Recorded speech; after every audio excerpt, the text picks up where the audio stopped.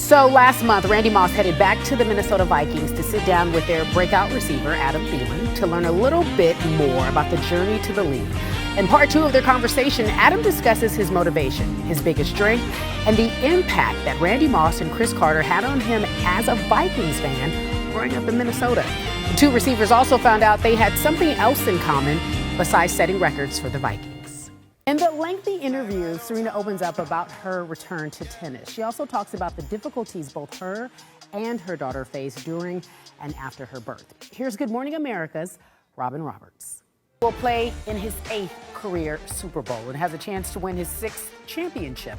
That number would match Michael Jordan's legendary 6 rings. But is Brady the greatest of all time? That's the question. Olympic bobsledder Asia Evans is here with us on Coast to Coast. I am so excited to have her. It is a personal journey for me because I've watched you transition, if you will. And so I thought it would be great as we get ready to embrace the Olympics to talk about what your transition has been. Because from my understanding, you started out as a track and field athlete. And then here I am in 2014, you get a bronze medal with the bobsledding team. How does that happen? Talk about your journey. Okay, I'm pretty good at this. And then how do you decide now I want to be in the Olympics? Yeah, so the first time I got in a bobsled, I was not feeling it. I called my mom. Literally, I went into a corner. A bit about our bobsledding team. From my understanding, gold medal favorites. Yeah, we're in a great position. Such a wonderful story. It really is to see you. I get so excited.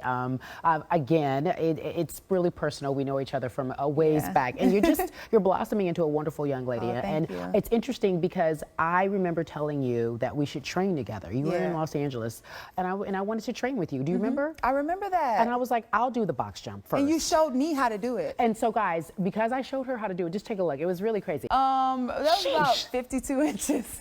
52 inches. Yeah. I was Olympian. I mean, core plays a good part in it, but that's that explosiveness you need on the block. Literally, I go from a... Thank you so much for joining us here on Coast to Coast. I wish me. you nothing but the best of luck. Obviously, I'm with Team USA. Good luck, my friend. Thank you. Asia Evans, everyone. Bill Belichick will one day join Bill Parcells in the Pro Football Hall of Fame. When the time comes, they'll have far more in common than a place in Canton or a first name. The 30 for 30 film, The Two Bills, directed by Ken Rogers and produced by NFL Films, traces the 4-decade relationship between these two legendary coaches. This is the time that we have, so let's make the best of it. I often say that when Brian Windhorst is on set with me. So my friend, listen, kind. so good to see you. So kind. Okay. And in that case, we gotta go. We gotta go, we're done. NBA insider Brian Windhorst. Listen, yesterday, as my colleague said, it was a crazy day. I heard you were excited. I mean, moments after you were on the air, extremely excited about this because of what it all meant. So what are you hearing about LeBron's reaction to all of this? If he cared about who was coming in, it was just certain things he needed. And seems crazy, and seems like LeBron has actually done this before. And so I do think that's what's most important out of everything. If we can sit here and talk about the new additions for 20 minutes, is relevant. Okay, so wait. GM says that it was about the team chemistry. They had to fix everything, and this is what their attempt is. I hear in Vegas, as I just mentioned, they're co-favorites now in the East. So talk to me about the short-term effects. Do you really believe that this team could go to the finals versus the Celtics? Yeah. So honestly, I don't know how they're going to mesh. I will say this. They have some more athletes now. In theory, they have better defenders. Okay. And in theory, they have more athleticism. And all of those things, in theory, should make them more contenders. But at the end of the day, they need LeBron James to be he's a veteran. Right. I can, in theory, tell you that all this is going to work, but we're obviously going to have to watch. Okay, so in theory, it could all work. Yesterday, I know you said that this long-term doesn't mean that LeBron will stay with the Cavs. You said, in fact, they opened the door for the Lakers, if you will, if they wanted to go after LeBron. What are you hearing about him staying with the Cavs? And that's where we'll see how it develops. We'll see how it develops. To be continued. All right, so more from Brian a little later on. Draymond Green, apparently, he's racking up the T's, what it all means. He's racking up the fines as well. Yeah. As Brian Windhorst, 35 technicals for the Warriors, 14 Draymond, 11 for KD, 25 total of the... What's going on? Why do they have so many teams? Because he's on a short leash, and that's just the truth of it. You know, he really got mad because he got hit in the face the other day, was literally bleeding coming out of his mouth. And call it. That's not fair. Are they not calling it because they're tired of him? Yes. He's not wrong. He's either going to have to scale way back, or he can keep doing this, and he's going to keep getting technicals. It's really very simple. And he's been told this by everybody in the organization. Trust me. Chill out. Yeah. That's this temper. Meanwhile, I want to switch over to Philadelphia, a story that we haven't heard a lot about, and so maybe you can give us some light. Number 1 pick, Markelle Fultz in the draft this year. He's still not ready to return. I find that it's interesting that there was so much heat on Lonzo early on, but we haven't talked about this story. What's going on? And it's an honest answer. Yeah. And unfortunately, he's dealing with a mental issue that everybody can see, and he has to warm up and practice in front of cameras who are second basemen who can't throw to first after doing it a million times. Wow. And so I think this is kind of going to be treated like a season-ending injury where you just spend a whole year getting past it, except for it's here, not here. It's a tough call. Brian Windhorst, thank you so much for giving us all that information. I appreciate it. David. Know where we're going. One of the big stories in the NFL last season was injuries to big-name quarterbacks. The Packers' Aaron Rodgers was at the top of the list with his broken collarbone, but he was not the only one. Texans' Deshaun Watson and Eagles' Carson Wentz suffered torn ACLs during the season. While Andrew Luck's shoulder injury continues to be a storyline. What's going on there for the Colts heading into next season? Our Field Yates attempts to answer all of these questions and more. So Brady, Big Ben, Drew Brees, those old familiar faces led their teams to the playoffs in 2017. However, some fresh faces made their presence felt. 4 of the 12 teams that made the playoffs were led by quarterbacks ages 25 or under. Consider that. Well, has the changing of the guard started under center? We asked that question. Field Yates talks about the potential future of the NFL. All right, so Tom Brady, let's just send folks at home. He's good. I don't know if you know that. But last year, he was historic. Is that new news? I don't know. By winning the NFL MVP, he became the oldest player to ever be named league MVP in the 4 major sports. But Brady wasn't alone, as the elder statesmen of the NFL made their presences known in 2017. Here's our Field Yates on where they go from here. Isn't that lovely? Meanwhile, coming up after the break, David and I recap the worst NBA plays of the first half. You don't want to miss it. But first, here's our Ryan Smith. What's going on OTL, my man? All right, David. So rhythm is a tricky word to spell. Are we getting it? I think we got it right. And even trickier to find, both on and off the NBA floor. So as the association kicks off the second half of the season on Thursday, contending teams are hoping the rhythm is going to get them through and take them through a long playoff run. Our Scoop Jackson explains. That was all. Meanwhile, big college basketball game tonight on ESPN as Duke hosts Louisville. Perhaps no national broadcaster has called as many meaningful games at Cameron Indoor Stadium as Mike Patrick. Patrick will be honored there tonight on the end of his historic 36-year. Thank you, gentlemen. Meanwhile, University of Arizona President Robert Robbins confirmed yesterday that Sean Miller will remain the head coach of the men's basketball team. The vote of confidence coming less than 3 hours after Miller vehemently denied an ESPN report that he discussed a 6-figure payment with agent Christian Dawkins to secure top recruit DeAndre Ayton. ESPN stands by the story reported by Mark Schlabach. Meanwhile, Miller spoke ahead of his team's game against Stanford just last night. I'm Cari Champion, and it's time for our NA of the day. This NA is for the NCAA and its president, Mark Emmert. Back to Sports Nation, everyone. So earlier this week, I had the opportunity to interview a basketball legend. Julius Erving, arguably one of the greatest 76ers of all time, weighed in on this young Sixers team and their hopes to make a run in the East. Let's take a listen. Born before you were born. Acho joining me now here, college football analyst, giving us the lowdown here on Coast to Coast. We want to make sure we get it right. You prefer Acho as opposed to Manny. Acho has a little more swagger to it. You know what I'm saying? Great. So we're going to go with Acho, folks. So Ohio State playing its last game without head coach Urban Meyer. They are 2-0 without him. So let me ask you this. What does it tell you about that team if they don't have the leader at the helm and they're still able to be at 2-0? They're incredibly. Remember what I just said. Let's switch to a game that might have a little more meaning for you. We're talking about Texas, your team. Texas Longhorns, USC. Our Paul Feinbaum said that essentially he thinks that head coach Tom Herman is in danger of losing credibility. So consider that. What's your take on what he's been able to do there so far, and what would it mean to beat USC? Whatever he's been able to do. Appreciate you being here. Acho joining us on Coast to Coast. David, I'll send it back to you. Okay, Cari. Tragically. He wants the truth, folks. Stan Van Gundy joining me now here on Coast to Coast after being on air late last night. We appreciate you turning around and coming in today.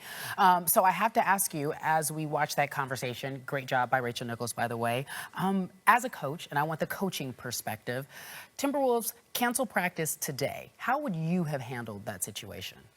Well, look, they could have canceled practice for any number of reasons. And he read his team and he knew what they needed for today. Is what your thought is on this? Absolutely. I think he went through yesterday. A lack of leadership, or he questioned his leadership. What do you feel about Jimmy Butler's leadership when it comes to what happened yesterday? And Rachel made it clear we can't talk about being traded, but if you're on the outside looking in, do you want Butler on your team? Yeah, look. Valued. We all want to feel that, do we not?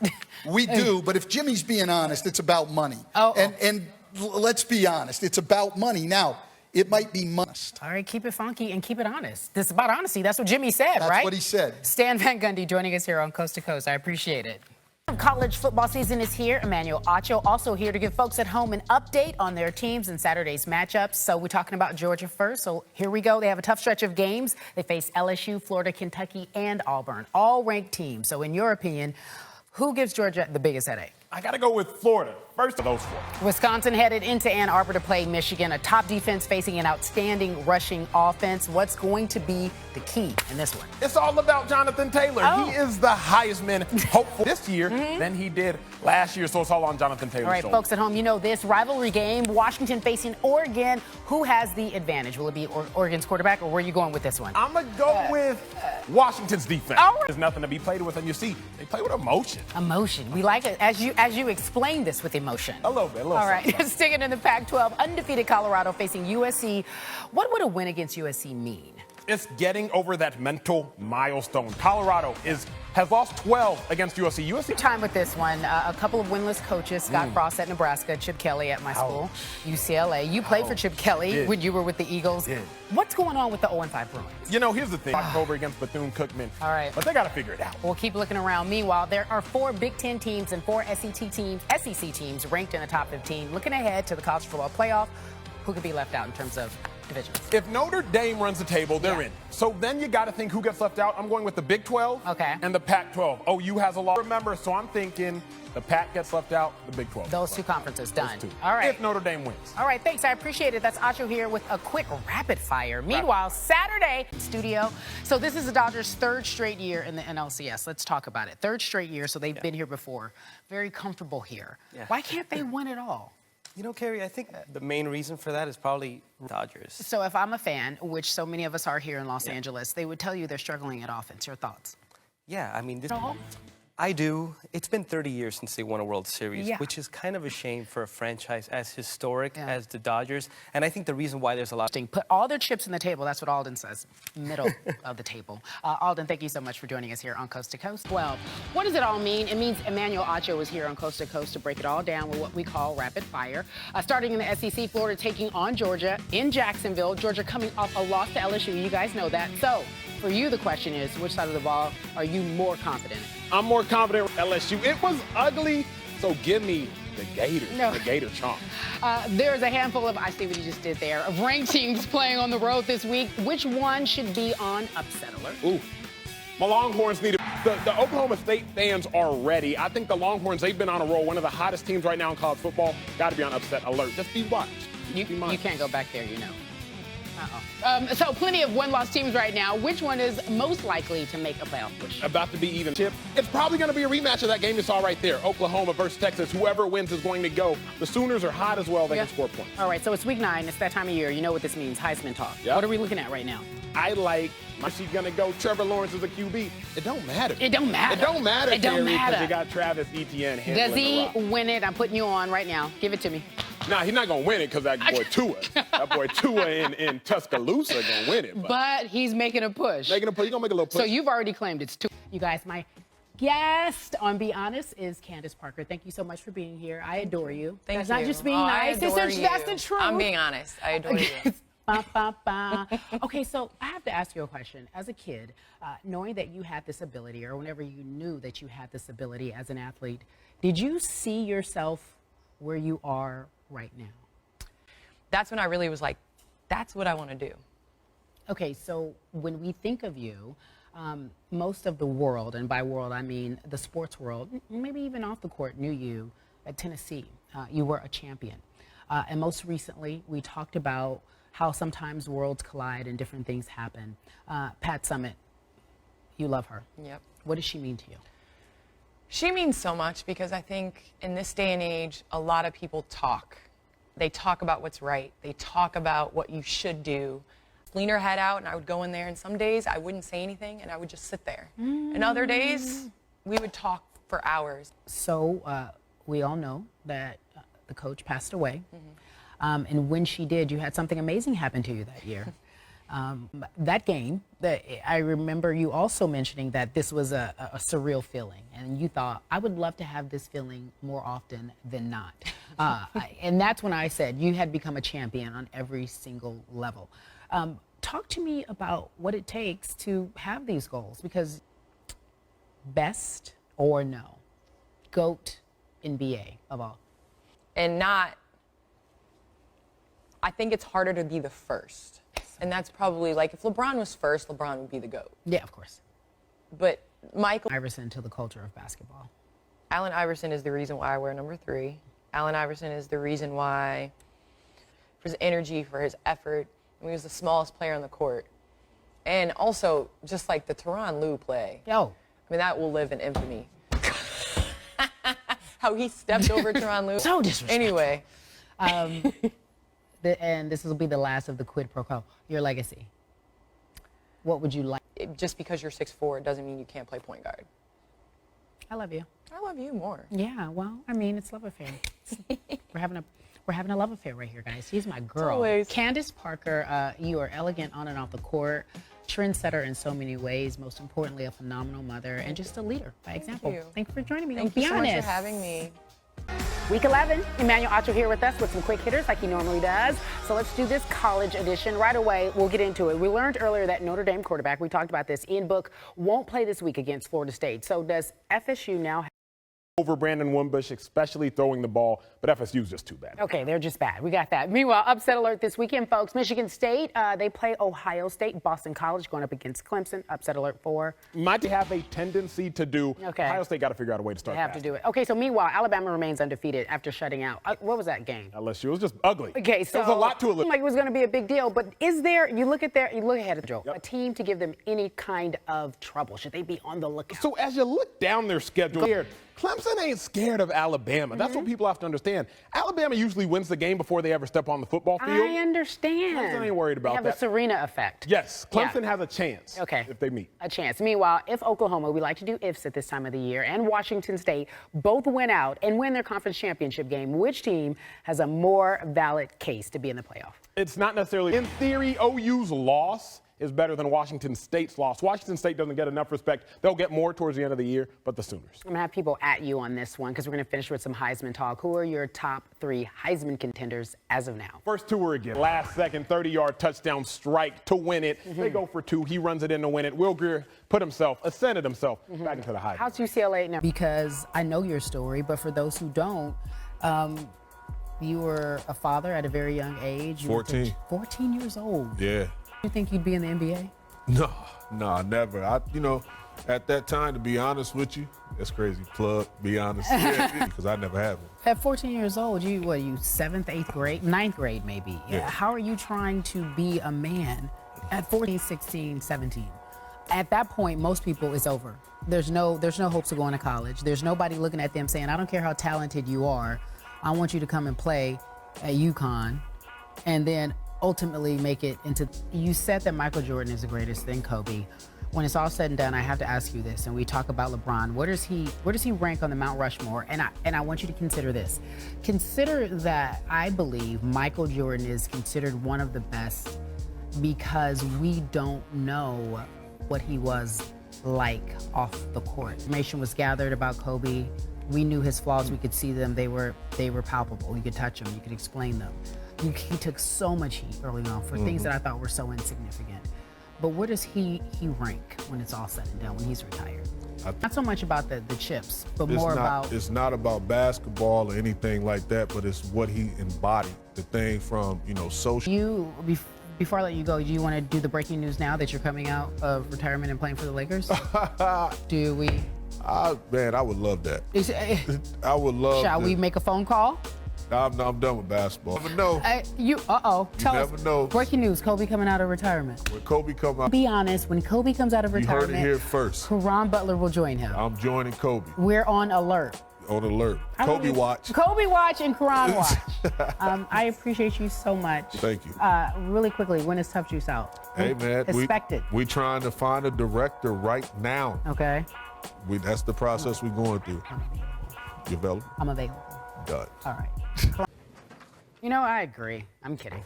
Emmanuel Acho here for College Football Rapid Fire. Agree or disagree with Saban? Cari, there are a few things I disagree more than Saban right there, right? One, charging extra for guacamole, and two, playing Tua, especially not for the Citadel. All right, I don't like that my scripts are matching with your outfit. Moving on to the game being played at Yankee Stadium, neutral site for number 12 Syracuse and undefeated Notre Dame. Which player on the Syracuse roster will give the headache to our guys at the undefeated It's the quarterback, Eric Dungy. Teams in the top 10 won last week. How many of them will win this week? I'm going to say 9. I don't know who's going to lose white and blue. Okay. Patriotic. I'm going to ask him, does he think there is a smaller gap between number 1 Bama and number 2 Clemson, or between number 3 Notre Dame and number 4 Michigan? Number 3 and number 4 Notre Dame and Michigan. All eyes are going to be on number 11 UCF as they host game day and have an ABC primetime game against Cincinnati. What do they need to show the College Football Playoff Committee? They need to show up and show out. Always a pleasure. They kind of match. A little. Too good for me to go with. I'm going to stay unbiased here with this conversation. Do it. Shanae here to help me out. All that being said, they still won 9 straight home games. We're talking about the Clippers, and they're number 1 in the West based on win percentage. So that's a shout out to Marcellus Wiley. Big shout out. Big shout out to him. Thriving. So talk to me about their success on the court. A lot about Boban, but not enough about Harrell. You do, but not enough. So it's a good point out for you. As I mentioned earlier, the Warriors are now behind the Clippers in the West. I don't know how long that'll be because Steph is coming back. I think they have more wins technically, but yeah, just a more percentage. When Steph comes back, how does that change on and off the court? His presence being there. Now we're talking about that mismatch with Boban and DeAndre Ayton.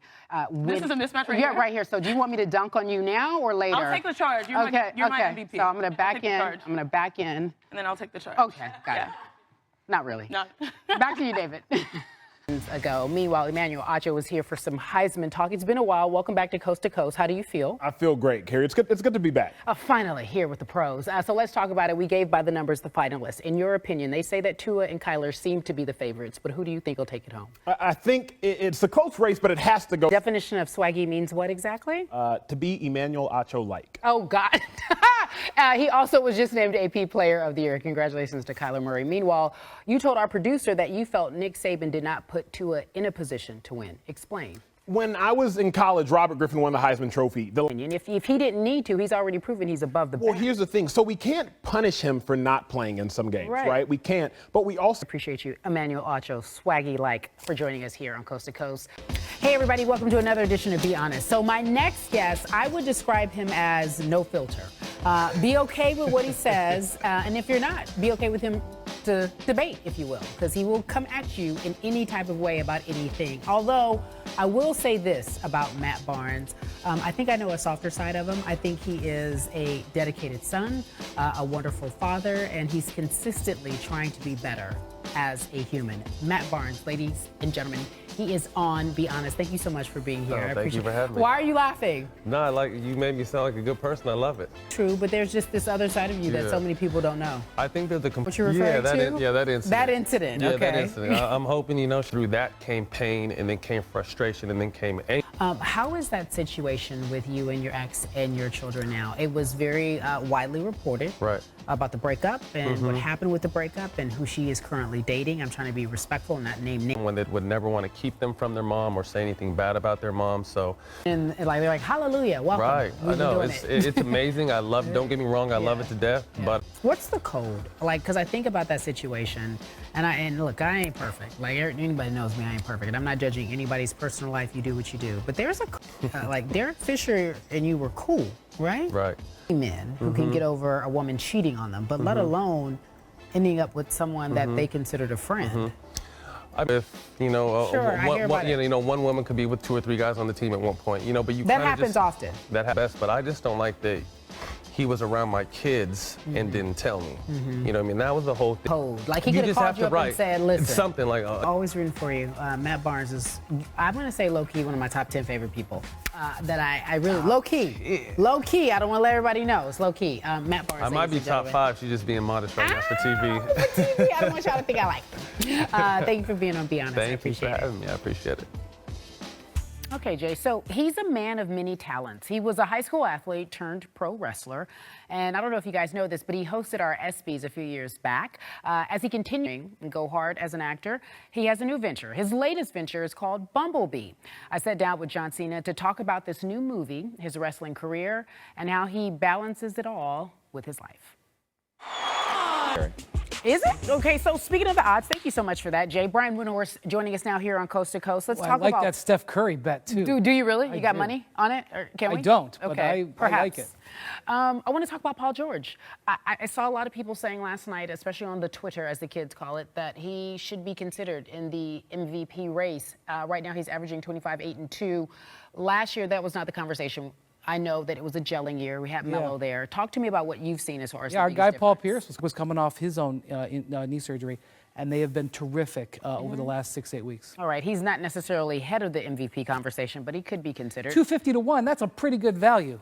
I mean, that's worth. I agree. It's worth a little wager, I think. All right. Speaking of other MVP candidates, Anthony Davis responded to the idea of him joining LeBron, saying he was flattered, but right now he's focused, obviously, on his current team. Charles Barkley was on Get Up this morning, and he weighed in, so we'll listen. The fix was in. I love you, Chuck. I don't necessarily know if the fix was in, but let me talk to our expert, Brian Windhorst. You agree with what he said? I've known Rich Paul for a long time. I knew Rich Paul when he had like 3 clients, okay? Yeah. Came to the Lakers. That's just my unbiased opinion. Naturally. Yeah. Editorial comment. Brian Windhorst joining us here on Coast to Coast. Back to you. Right to it. Ravens currently hold the 6th seed in the AFC. We just talked about the other teams. I showed that to you there that are also in the hunt, but will Baltimore hold on to that spot? Yeah, it's going to be hard, but succeed. Yeah, so you're saying that Baltimore will not make the playoffs? Yeah, they're playing my Chargers tomorrow. Okay, so we got Dak Prescott and Tom Brady both lost last week, trying to bounce back. Obviously, the way things are right now, playoffs just around the corner. So in your opinion, which quarterback is under the most pressure? Yeah, I would say Tom Brady, and more importantly... As well. No one's even talking about that. But we move on. I digress. Steelers coming off a big win against the Pats, headed to New Orleans to face the Saints. So here's the question. Will it be the Steelers offense or will it be the Saints defense? Yeah. Who's your lights out player of the week? Derrick Henry. Okay. You know, normally I don't... Out player of the week. Pay attention to this man. That was West Coast offense. Enjoy your holidays. Thank so I will see you for a minute. David, back to you. Okay. Cari, here we go. This is the last minute of the program. Where were your embarrassing moments? There were none. I have not embarrassed myself at all in this show. We didn't know each other at all when we started. Now you are my friend. That's the most important part of this whole thing. But on the air, I sit in this chair, but I get in there about 3 minutes before noon every day, and I don't know what's coming because we have scripts and you don't adhere to them, and that's what makes it fun. And that's why we got you a big old cake. Thank you. I'm a big old crybaby. Would you send us some cake? Would you mail us some of that cake? I will. I'm very grateful to have you. You were so kind to me. A lot of my success is due to this show, and because you were so generous to me, and I'm gonna miss you. You are one of a kind, and you taught me balance and how to be kind to everyone. I wanna thank this entire crew, my floor crew, the crew there, the producers, everyone who's been on the show. I love you guys so much. Cari, one more wave.